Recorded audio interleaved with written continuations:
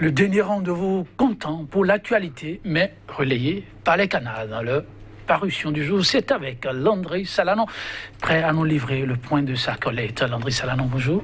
Bonjour, Joël Tanguy. Alors, j'imagine encore les communales, mais à l'étape d'installation des maires. Oui, la randonnée qui a commencé pour les préfets, les autorités de tutelle d'ailleurs, avec l'installation des différents conseils municipaux, une quinzaine déjà depuis la journée de ce jeudi, déjà depuis ce matin pour le vendredi aussi. D'autres conseils communaux ont commencé aussi donc à désigner leurs différents représentants avec des situations un peu partout.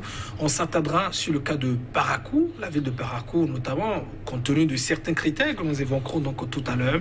Parakou FCB a quand même eu la majorité où on n'a donc pas pu élire, en tout cas en la séance de ce jeudi, le maire de la commune.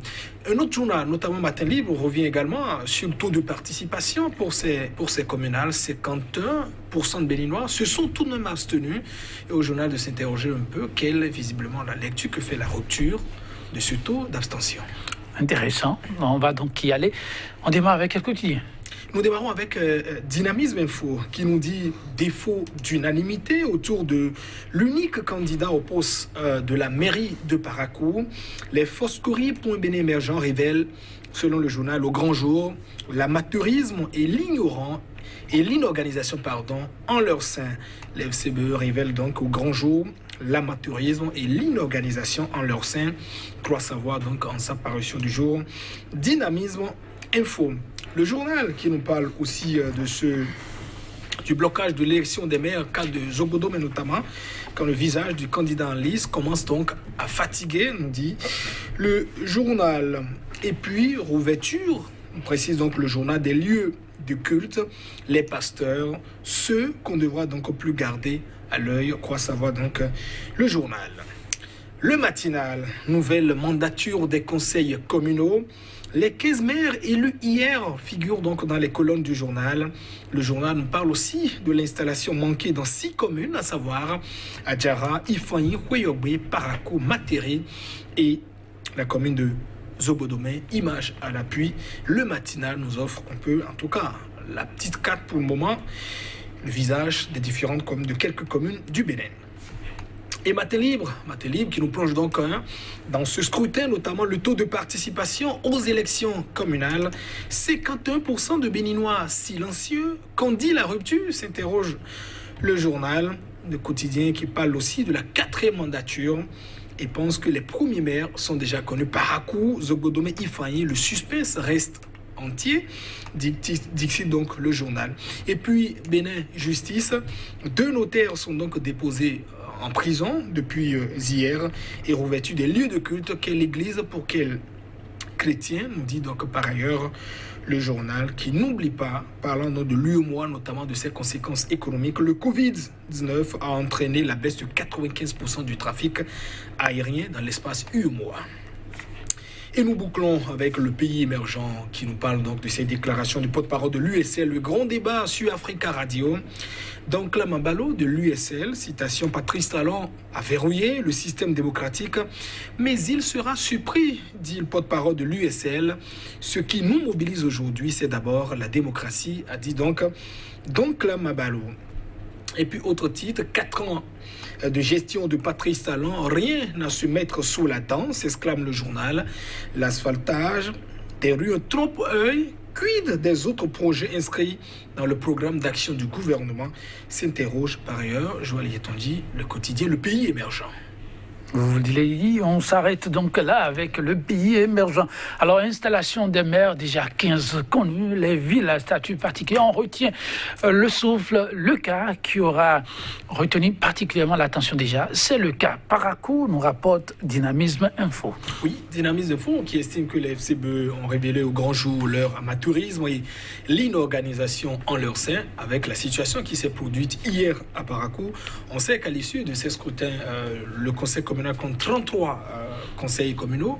FCB s'en sort évidemment avec la majorité absolue pour désigner en son sein les 17 conseillers, donc il reste 16, que se partagent l'Union progressiste et le Bloc républicain. L'UP qui s'en sort avec 4, et puis le Bloc républicain qui s'en sort avec 12 conseillers, notamment dans la ville de Parakou. Alors logiquement, le candidat autour duquel le consensus aurait été fait, en tout cas c'est Aboubakar Yaya, qui est ancien ministre Bouni Yahi. Donc dans la salle, évidemment, les conseillers étaient donc présents.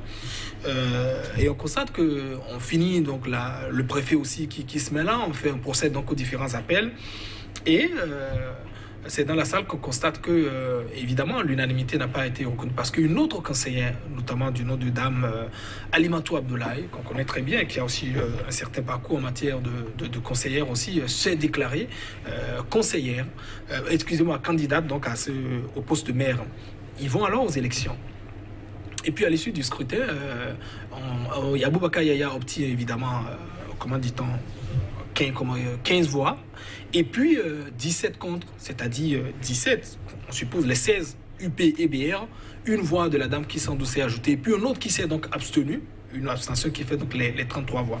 Donc je précise, juste un petit détail, c'est justement après cette élection que la dame a dit aussi, elle aussi voudrait se porter candidate, et que si Aboubacar est candidate, elle est aussi candidate. Donc voilà un peu pour les faits.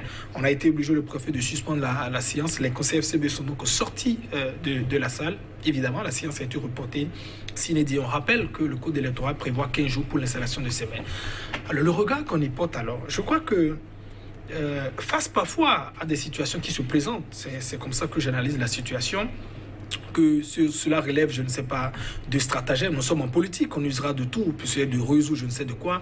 Il faut opposer ce que j'appelle l'intelligence politique face à des situations qui se posent, qui est quand même cette capacité à pouvoir trouver des solutions nouvelles à des situations nouvelles, et non à placarder des solutions anciennes à des situations nouvelles qui se posent à nous. Il y a déjà une certaine protection, à mon avis, que la loi semble donner aux partis, disons, dans les communes qui ont la majorité. Il est clair, l'article 189 du Code électoral le précise, le maire est issu de la liste ayant obtenu la majorité des conseillers. Alors, il reviendra sans doute à ces partis politiques, notamment au SCB, de s'interroger. Est-ce que, compte tenu de nos divergences à l'interne, nous laissons la commune nous échapper, ou bien nous créons une situation quid à ouvrir peut-être la porte à des jurisprudences, je ne sais de quel acabit, ou bien donner des situations après. On le dit souvent, tant que si le mur n'est pas lézardé, vous n'allez pas voir comment on les a s'y introduit. Donc je pense énormément qu'au niveau des forces correspondant bien émergents, les conseillers, les 17, doivent quand même se retrouver, à mon avis. On suppose peut-être que depuis hier aussi, peut-être que il y a eu différents conseils déjà, des sages, et ainsi de suite, pour taire leurs divergences à leur interne, parce que je vois quand même aussi au moins 3 solutions sans doute qui se posent au FCB. La première d'abord, c'est qu'ils retrouvent le consensus, c'est-à-dire à l'issue d'eux, et puis on reprogramme la séance et puis le fond. Deuxième, sans doute, la situation de ce que j'appelle le nini, c'est-à-dire ni Aboubacar Yaya n'est candidat, ni Dame Alimatou aussi, et on se dit que peut-être nous choisissons un troisième larron qui peut aussi faire consensus, ou bien en tout cas le candidat autour duquel on fera consensus, auquel cas vous créez toute une jurisprudence. Ou bien la troisième situation, c'est que on est peut-être dans une situation de blocage, ce qui pourrait peut-être arranger le camp d'en face ou bien d'autres personnes dans la commune, et dans ces genres de situations, vous ouvrez la porte à différentes choses. Parce qu'on rappelle que, vous savez, à l'issue de ces 15 jours, la loi prévoit que c'est la Cour suprême, au cours de les 15 prochains jours, qui procède donc à l'installation. Ou, je ne sais pas, évidemment, quand la commune sera dans une situation de blocage, est-ce qu'on dira le secrétaire général continue à gérer les affaires courantes, ou bien on dira à quelle équipe? Donc, il faut éviter quand même, à mon avis, ce troisième schéma qui pourrait évidemment conduire au blocage total de la ville. Et cela dépend, disons, de comment les gens auront donc joué les différentes cartes. Il ne s'agit pas pour moi de se lamenter, de crier pour dire tant. Il s'agit de développer sans doute pour tous les conseils communaux qui se présentent aujourd'hui de l'intelligence face aux situations qui se posent, disons, à ces différents conseillers. Pendant qu'on parle de Parakou, il y a un cas qui retient aussi l'attention, Zobodomé. Oui, Zobodomé, vous avez plusieurs situations où l'élection n'a donc pas également lieu. On parle aussi de la commune d'Ifanyi, où l'élection a été aussi reportée, défaut de consensus, parce que, évidemment, au niveau des candidats, alors qu'on pressentait quand même une certaine unanimité au sein des différents du parti qui est donc pressenti pour proposer le maire, c'est qu'il y a d'autres candidats également, comment dit-on, qui se désignent et qui estiment qu'ils veulent aussi être candidats.